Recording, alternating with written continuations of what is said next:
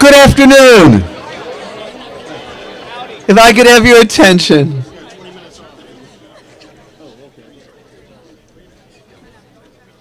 It is an enormous pleasure to welcome you to our public interest in pro bono graduation celebration.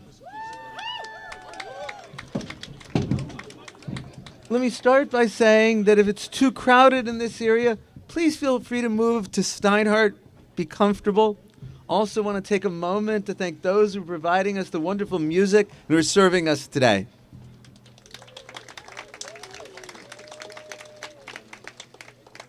I have always said what makes Berkeley Law special is its public mission. It is one of the main things that brought me to Berkeley Law. It's a deep commitment by the law school, by its faculty, its staff, and its students to using the law to make people's lives better and to making our society better. In this regard, I want to take a moment and ask all of our faculty and staff who are here, who work as part of our pro bono efforts, to just raise their hands so we can see them.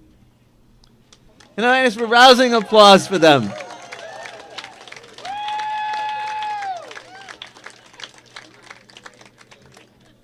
The pro bono mission of Berkeley Law is central to our identity. As I've always said, in fact, we said long before I was here, what we have is a pro bono culture. And it's very much our hope that we will provide through these pro bono opportunities the chance for students to help the community, for students to get invaluable legal experience. And we're here today to celebrate those students who did substantial pro bono and public interest work while they were in law school. In fact, I want to present you some statistics that are really stunning about the students who are here today that we're celebrating. I want to tell you a little about what they had to do in order to receive these honors. One way they could be here is by completing what we call the Pro Bono Pledge. For JD students, it means they performed 75 hours of pro bono work during their time here. They would then get what we call pro bono hours. And if they did over 200 hours, they graduate with what we call highest distinction with regard to pro bono. So the statistics. 50 of our students are receiving pro bono hours with highest distinction, and 162 students who are graduating are receiving pro bono hours.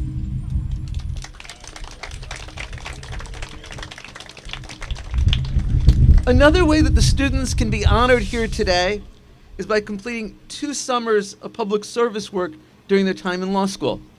113 students did 2 summers of public interest work while in law school, and they too deserve a round of applause.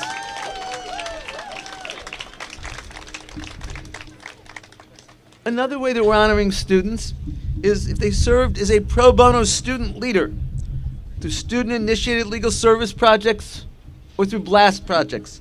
121 students are being honored for doing this.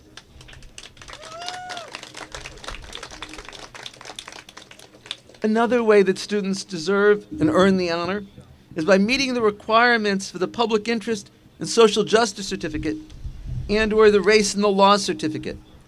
We are awarding 96 Public Interest and Social Justice Certificates and 10 Race in the Law certificates.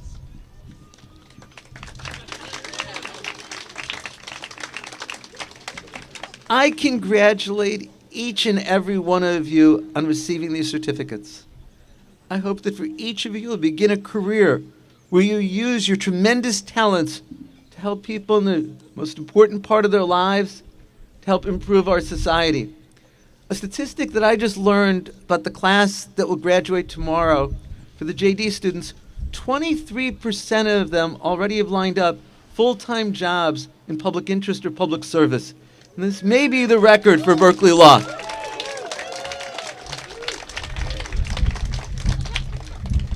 And for all of our students, whatever their career path, I hope the commitment to pro bono work that they began here will continue each and every year throughout their careers as lawyers.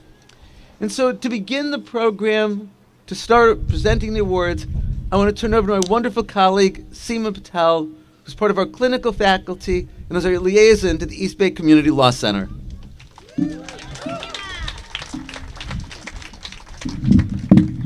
Hi. How's this? Oh, wow. Oh, I did not ask her to say that. Hi, everyone. Good evening. So good to see you all in the California sun. My name is Seema Patel. I'm at the East Bay Community Law Center, and I'm very pleased to kick us off tonight by introducing the recipients of the Francine Marie Diaz Memorial Award. Francine Diaz was a member of the Berkeley Law class of 1987. She grew up in East LA, did her undergrad at UCLA. She was a student leader and an activist. And tragically, she died in a car accident during the summer of 1985 while driving to Fresno to work on a case in the then Bolt Hall Employment Discrimination Clinic.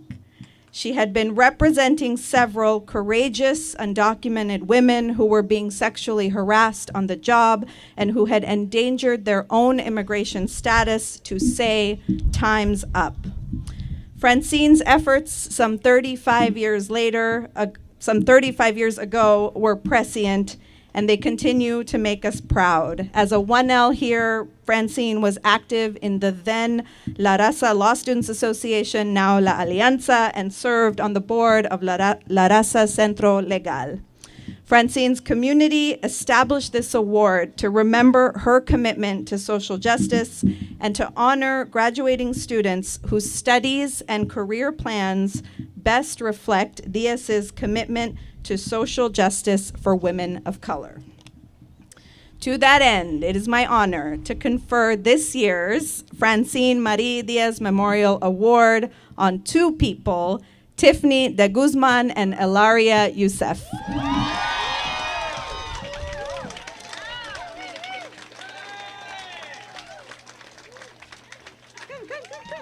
Come. Hi, congratulations. Hi. Yay, congratulations. Thank you. Okay, watch out for my ears. Okay, just go ahead. Hi, everyone. Thank you so much for being here this evening. I am just beyond honored to be receiving this award named after such an amazing woman of color from the Berkeley Law community.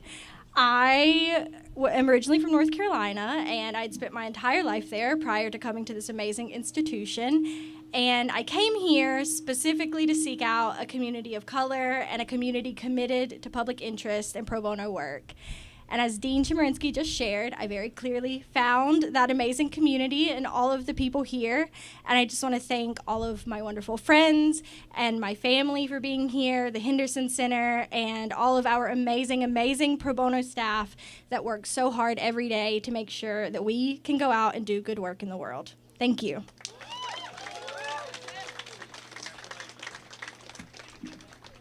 Thank you so much, the committee, for giving me the Francine Diaz Memorial Award. I am truly and deeply honored. Reflecting back on my time in law school, the times I felt most affirmed in my path to become a public defender has been when I've been doing the work to support and uplift my community. I'd like to thank my clinic supervisors, Myrtala from the Death Penalty Clinic and Maureen from EBCLC's Clean Slate Clinic. Y'all showed me how I want to show up for my clients, and those were invaluable lessons to learn. To Kayla, Kathi, and Shai, thank you so much for being absolute delights to work with at the Alameda County Court Watch team. I'd like to thank my family, obviously. Thanks to my sister who couldn't be here.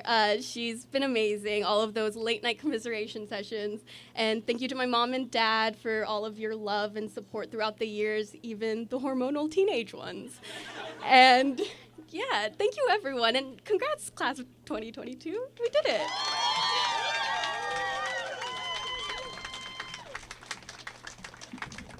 Thanks so much to Tiffany and Ilaria for those words. And before I turn it over, I just want to lift up a small morsel, okay, from the statements of these two incredible individuals.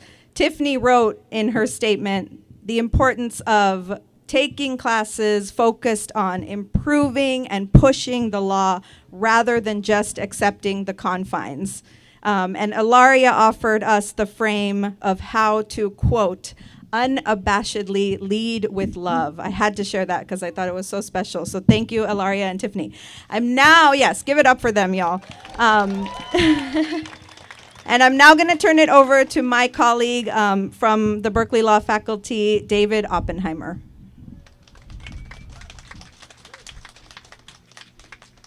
We're going to stay with that theme about love. It's my honor and privilege to confer the Kathi Pugh Award this evening. And this is an award that goes to the outstanding supervisors of our pro bono groups. And Kathy's here. Kathi. Whoa.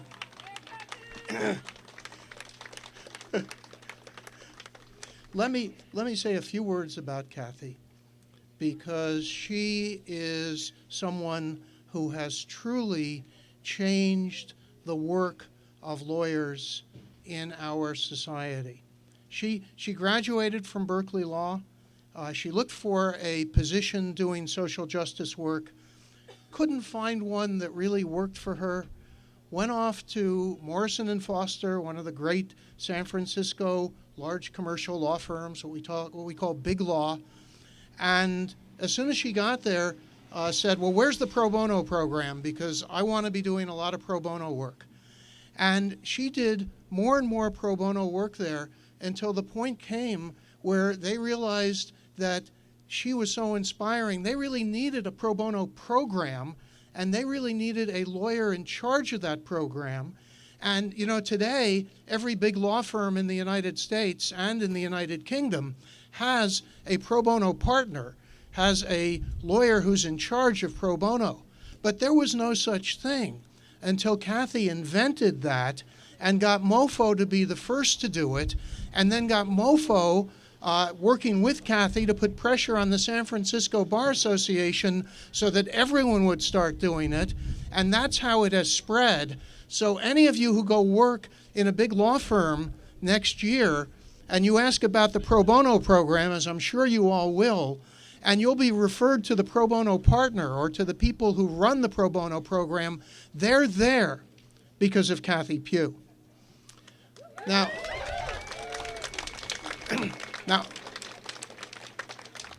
we have somewhere close to 100 lawyers in this community who volunteer to help supervise our student-initiated pro bono programs. Those programs are started by students, they're organized by students, they're run by students. Over 120, I think the number was, of students who ran those programs and are graduating today. Typically, they volunteer in the first year, and then in the second and third year, they help run the programs, but they need supervising attorneys. And every one of the programs has one or more supervising attorneys. And we are going to honor today 3 supervising attorneys, 2 of whom are here. One is DeCarol Davis. Yeah, give it up for... We're not supposed to have favorite students, but I have to say that DeCarol was one of mine. Don't tell the others. It's just our little secret, right?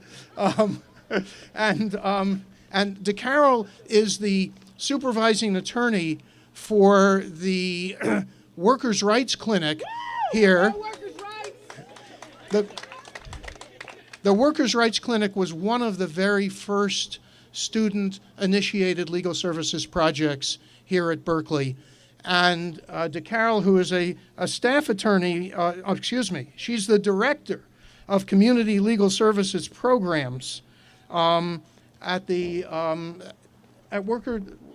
Legal Aid at Work, right, Legal Aid at Work. And here at Berkeley is the supervisor of our workers' rights program. I also, hang on a second because I'm going to bring you both up at the same time. And then back to that theme of love, because we are also honoring Rose Carmen Goldberg and Olivia Cole. Rose is here, Olivia couldn't make it.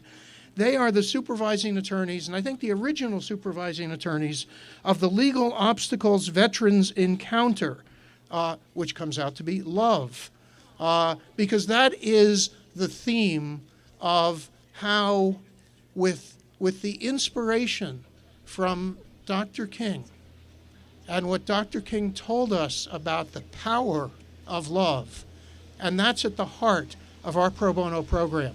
So Rose and DeCarol, would you please come up here now? Thank you.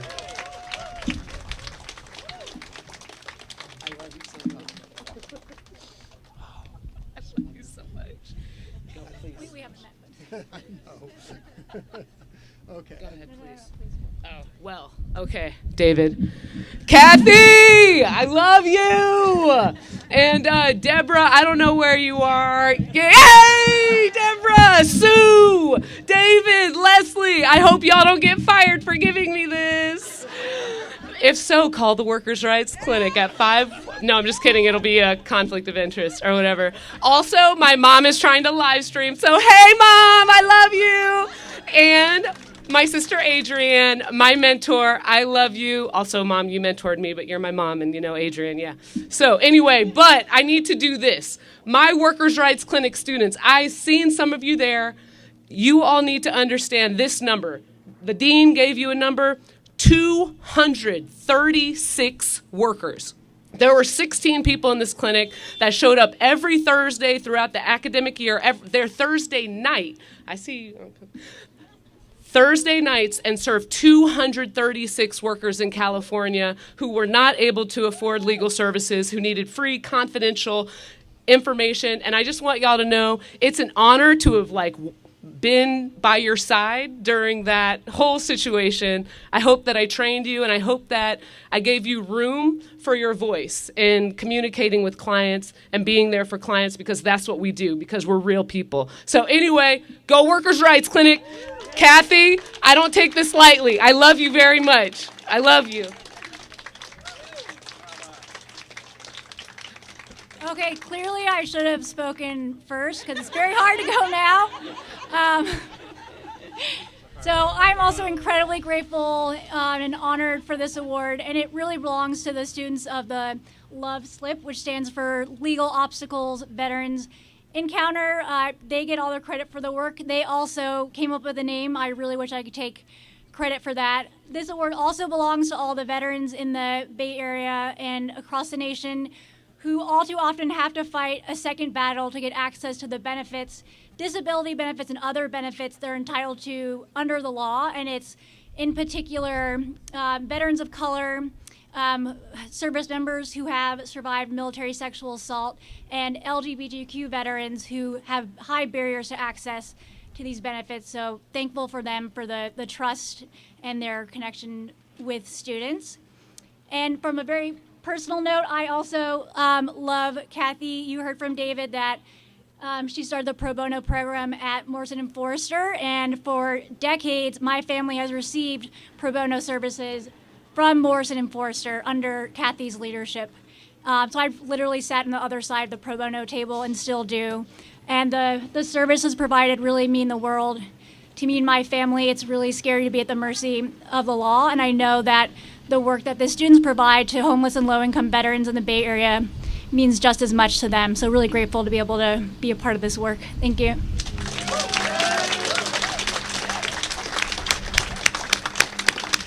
And now I want to turn things over to Deborah Schlossberg, who is the director of our pro bono program.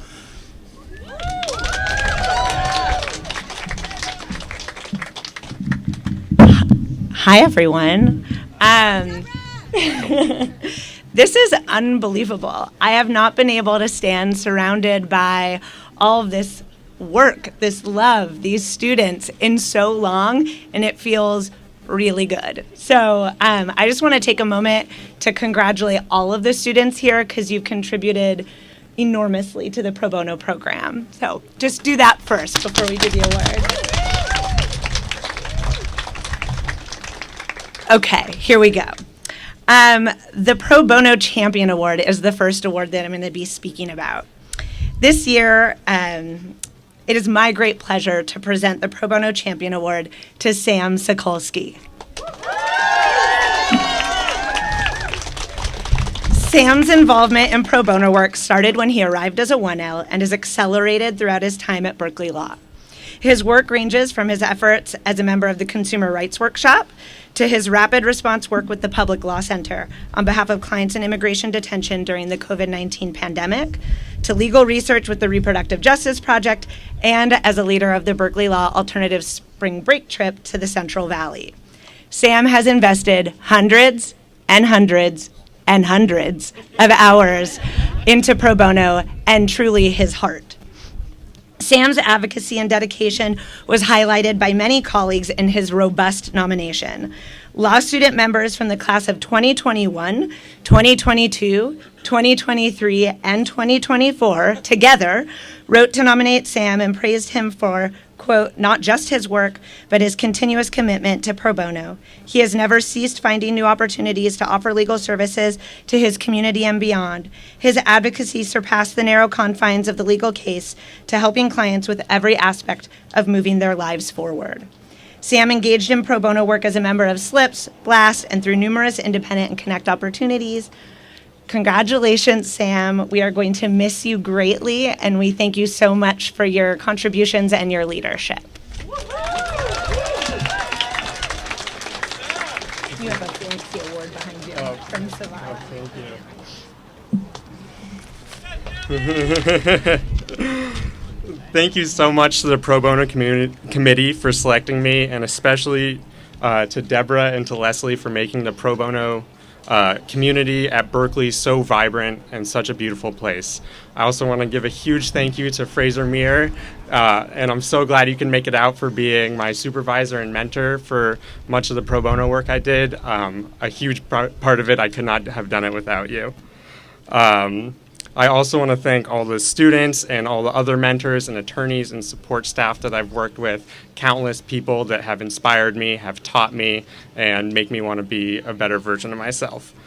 I've done, there's too many highlights to say them all, and I can't pick something that's my favorite, but my most recent pro bono project I did was helping co-lead the Central Valley Blast. Now, while going to Fresno for spring break might not seem like the most popping spring break location, I could not have had a better time with my co-leader and 8 1Ls doing pro bono work in the Central Valley, and seeing all the 1Ls and the amazing work they were doing made me very confident that the pro bono community in Berkeley Law is going to continue stronger every year. The most important lesson I've learned at Berkeley Law is that no matter what you do for your career, we all, given the legal education, have a duty and responsibility to help give back to the communities we're a part of. And I'm going to take that forward as I start my legal career. Thank you so much again.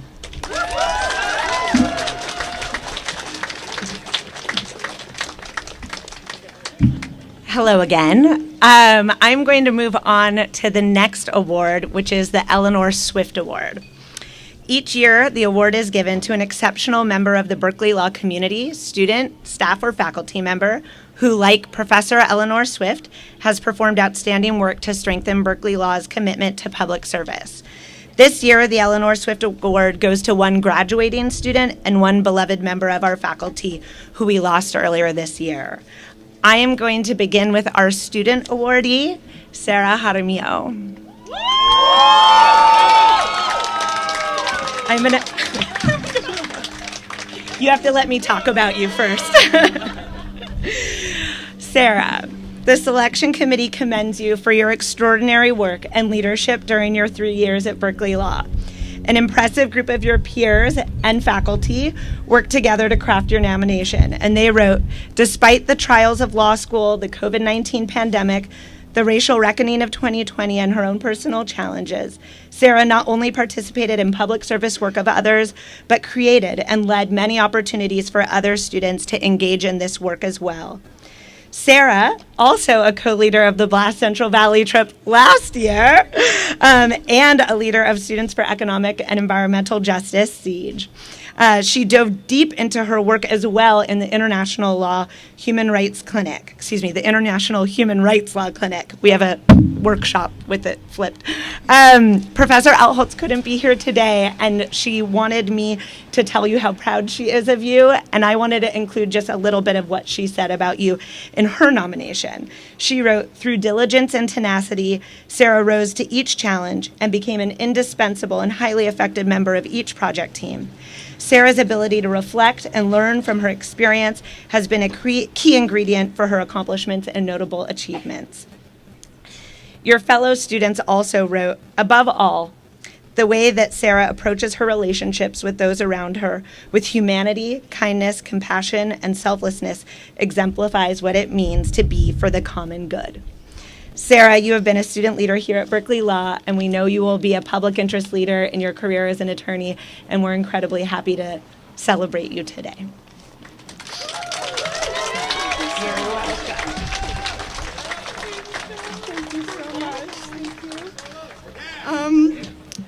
Wow, this is surreal, overwhelming, and emotional, and just so beautiful. And it feels so special to celebrate graduation and the last 3 difficult years with a ceremony that's really centered on love. That's what makes it all worth it and what drives the work in the first place. So first of all, thank you, Deborah. Thank you to the Eleanor Swift Committee. I'm so honored to receive this award along with Professor Sykes. And thank you so much to the Henderson Center, the clinical program, and the whole pro bono team that put this beautiful event together and that made Berkeley Law such an incredible experience. I came to Berkeley Law unsure of what my path would be and unsure if I would find my people here. And looking around at this gorgeous crowd, I see so many amazing faces from my friends, my coworkers, my co-conspirators for justice who have inspired me and kept me going along the way. So this is really what it's all about. This working for justice in an unjust world can be extremely challenging, and it only happens if we have community around us to support us. So this is a really particularly beautiful moment. Thank you so much to all my professors, the Human Rights Clinic, again, the Pro Bono program who made it all possible. Thank you to Siege, your radical imagination is amazing. Thank you to the Central Valley Blast, the Human Rights Clinic. Thank you to my friends who believed in me, supported me. Thank you to my partner who has been by my side and encouraged me to come to law school in the first place. And thank you to my family, and especially my parents. Without you, I don't know where I would be. Your love, your support, your belief in me, and your wisdom has brought me to this place. Thank you, everyone. It's very exciting to celebrate. Congratulations, and enjoy the evening.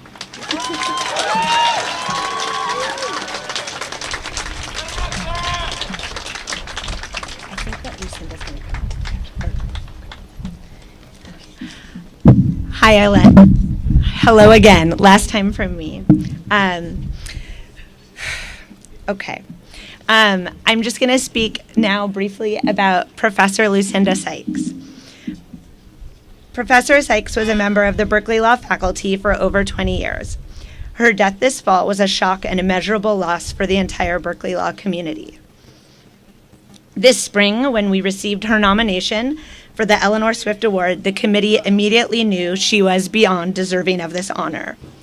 We each thought of the overwhelming number of lives and careers Lucinda touched in her decades teaching at Berkeley Law. Prior to becoming a professor, Lucinda spent many years working in public interest, primarily in Washington, D.C., where she advocated for consumer protection, litigated FOIA cases, testified before Congress, and argued in front of the Supreme Court as part of her work at Public Citizen. That background infused Professor Sykes' approach to teaching and mentoring her students. It informed the way she designed legal problems for legal research and writing and WOA, and for the last 2 decades, it has inspired legions of students to follow her path and work for the public interest. It is a remarkable legacy, and one that is worthy of this recognition and celebration. It is with great love and admiration that we give the Eleanor Swift Award to Professor Lucinda Sykes. And here today to accept the award on her behalf are her daughter Kirby and her colleagues in the legal research and writing faculty.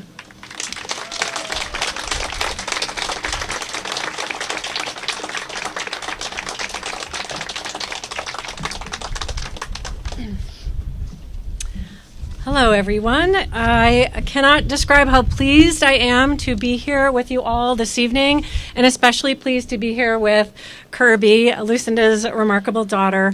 We know that we are joined via live stream by Kirby's brothers, Camden and McCoy, her husband Bob, a legion of family and friends who love Lucinda, as well as so many of you here, both within the class of 2022 and without. And also great thanks to Amy Rivas, who I know is here, who thanked, there she is, one of Lucinda's wonderful students, who then became my TA, because Lucinda gave her to me, as she gave me so many good things. And Amy helped to spearhead this effort and this nomination as well, so thank you, Amy. So along with Kirby and the entire Sykes and Shireman clan, my colleagues, and all of her former students who adored Lucinda, we want to thank the committee for this truly great honor bestowed upon our beloved Lucinda. Notably, Lucinda was hired 20 years ago by Eleanor Swift, whose award this honors. And when Eleanor hired Lucinda 20 years ago, she was trying to bolster our brand new iteration of the legal writing program, which up to that point, I guess, wasn't that good. Well, she really hired the right person, because bolster she did. And Lucinda's fingerprints are everywhere, all over every good thing that has ever happened in the last 20 years in the legal writing program. One of the things that she did, as Deborah was saying, is fresh-faced from D.C., where she litigated amazing cases in consumer protection and FOIA and argued before the Supreme Court, though she never bragged about it, as I would have.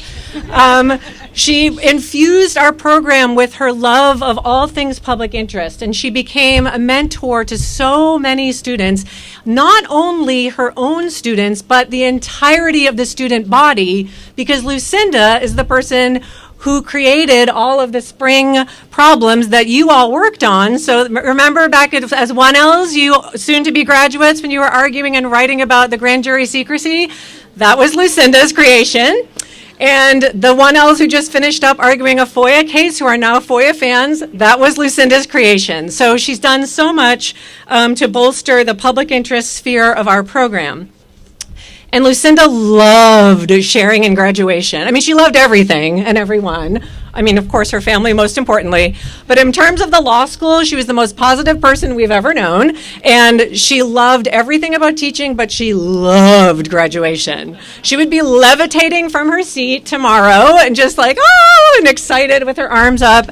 But what she loved the most about graduation is this lovely ceremony, which she never missed, because she was always so inspired by all of you who are taking up the mantle and doing the hard and good work of advancing people's important public interest out there in so many different ways. And so this is where I know she would be. This is where her heart is in this law school. And I just want to say that I believe that her wish for all of you would be to find the same deep level of satisfaction in your important work that Lucinda always did. And so congratulations to all of you remarkable graduates, and for all the good work you've already done and will continue to do. And thank you to the committee and to all who helped honor Lucinda in this way. I know that Lucinda will continue to serve as a beacon for me, my colleagues, for everyone here at the law school, particularly for our students, and of course, all of our graduates. Thank you so much.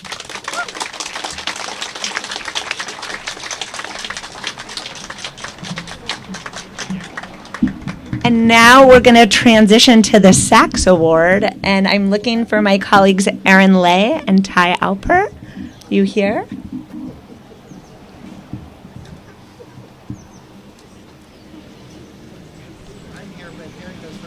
Okay. They are on their way.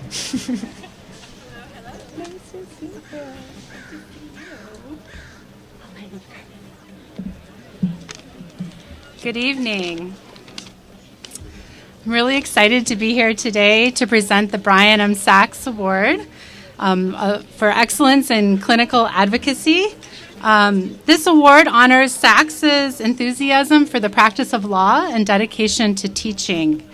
It's given each spring semester to a graduating student who's displayed excellence in advocacy and professional judgment on behalf of, while in a clinic at Berkeley Law.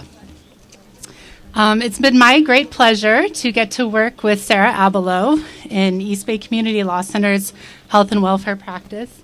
Where is Sarah? There's Sarah.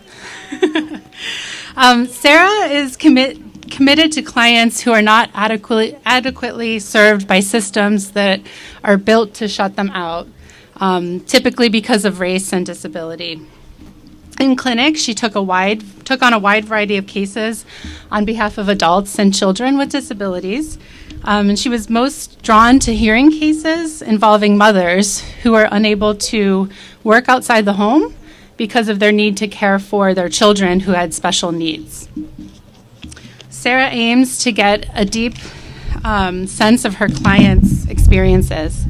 She doesn't stop when she gets enough facts to write her brief. She doesn't stop when she gets tens of thousands of dollars into her clients' pockets.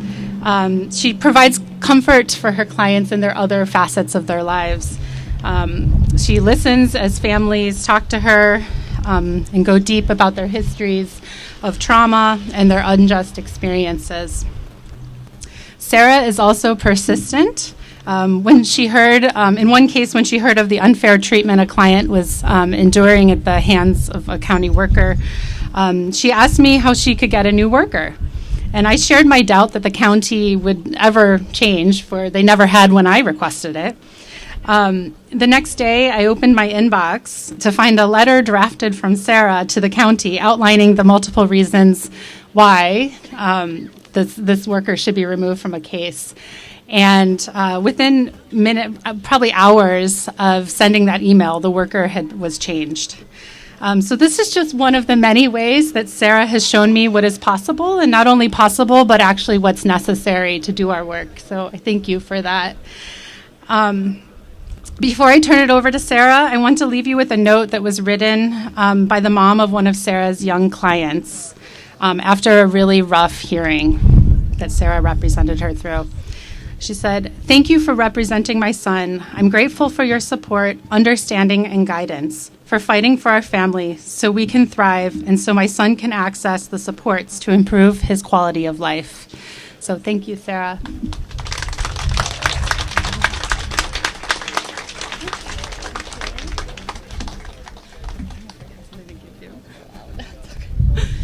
Oh, thank you so much. Thank you so much, Erin, and everyone for this award. I really, really appreciate it. And participating in clinic has been the most meaningful part of my law school experience. I've also really appreciated pro bono. I have. But no, it's been really incredibly meaningful to me. I think being a part of both the clinic with the Health and Welfare Program at EBCLC and the International Human Rights Law Clinic, I really got to learn a lot about the different ways that future lawyers can contribute to fights for gender, racial, and economic justice, and also the responsibility we have to do so. So that's been incredibly important to me. I also, like Erin mentioned, have deeply valued being able to work alongside clients over a fair amount of time and really advocate in their cases from a framework of solidarity. So for me, it's been everything, and I know I'm going to take it into my future work. I know I only have a minute, so I wanted to just try to thank as many people as possible. But first, just the health and welfare team at EBCLC. Both Erin and Daniel were my primary supervisors, but really everyone in the team has done so much for me. I also really appreciate everything that the folks, I don't know where Seema is, but, and all the other folks at EBCLC who've been a part of my journey there as a student and also as a board member. I want to thank the folks from the Human Rights Clinic as well, and all the students that I worked alongside, as well as all the clients who have taught me so much. Thank you also to the committee for this award. I really appreciate it. And, congratulations to all the other students who are being honored here today. I'm really inspired by all the work that y'all have been doing. And then finally, I want to thank my family and friends and, everyone who's supported me, pushed me, taught me, politicized me along the way. I'm just so grateful. In particular, my mom and my partner are watching today. So thank you so much, and I love you, and I hope everyone has a nice evening.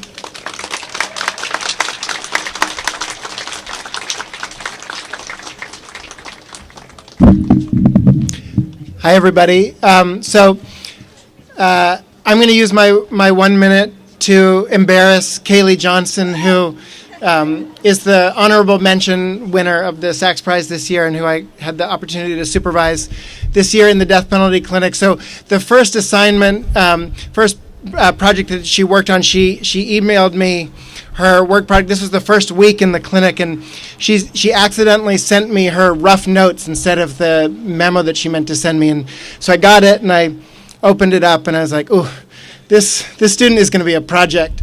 And so I emailed her back, and I was like, Kaylee, this is really good. It's a little rough in places. Like maybe we can think about complete sentences for the next revision. Send it back to her. She sent it back to me. She's like, "Oh my God, I'm so mortified. I sent you the wrong version. I meant to send you this memo." And she sent me the actual memo, which I later learned was sort of par for the course for her. It was impeccable. It was brilliant. It was comprehensive. It was proofread. It had page numbers on it. The next day we had our actual supervision meeting to talk about it, and she sort of was mildly apologetic about having sent me the wrong document, but really she took the opportunity to berate me for sugarcoating my criticism of her. The first one, she said, mind you, we had met a week ago. She was like, "Ty, I'm not going to be able to trust anything you say for the rest of the year because you said that this was good and it was terrible. I had sent you this." And that, to me, that's Kaylee. She's blunt. She's honest. She is brilliant. The amount of work that she and work product that she completed and accomplished in this case, along with a brilliant team of students, any one of which is qualified for this award, is truly staggering. And she's someone who didn't come to this work with a lot of the experience in criminal defense and criminal law that a lot of our students have, which is particularly impressive. Anyway, Kaylee, I'm so fortunate to have gotten to supervise you this year, and I'm so excited to follow your amazing career. Kaylee Johnson.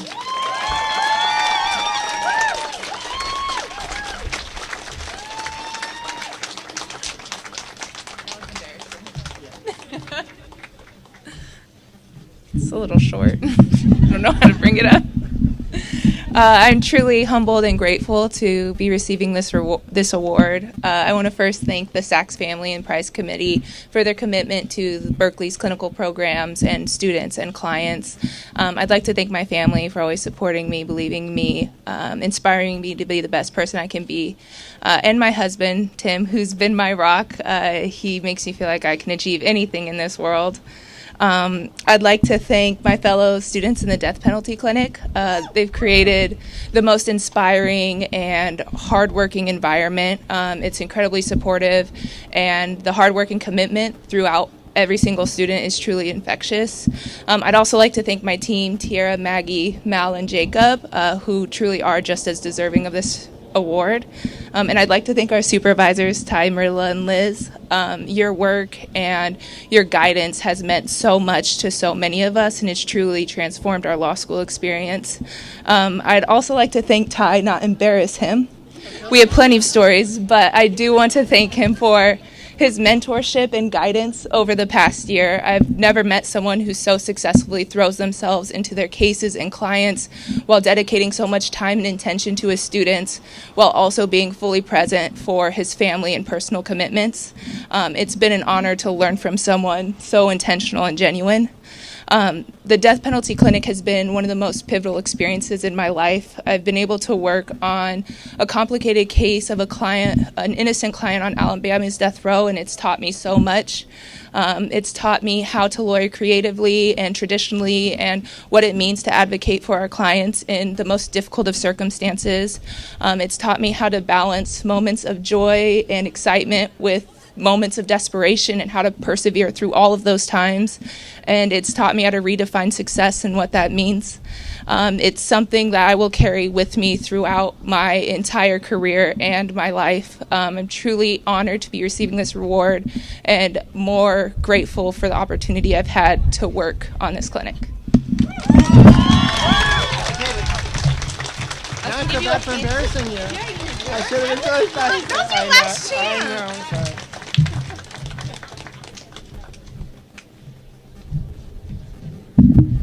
I don't know how to fix that. Hi, everyone. My name's Ashley Renteria. I work at the Henderson Center. It's really nice to see everybody here. This is my first in-person graduation that I have been a part of. So I just want to say thank everybody for coming and making it so wonderful. This concludes the speaking portion of our celebration. So have some drinks, hang out. Steinhardt Courtyard is also open for overflow if it's feeling a bit crowded over here. But thank you so much for showing up and supporting everybody here. Thank you.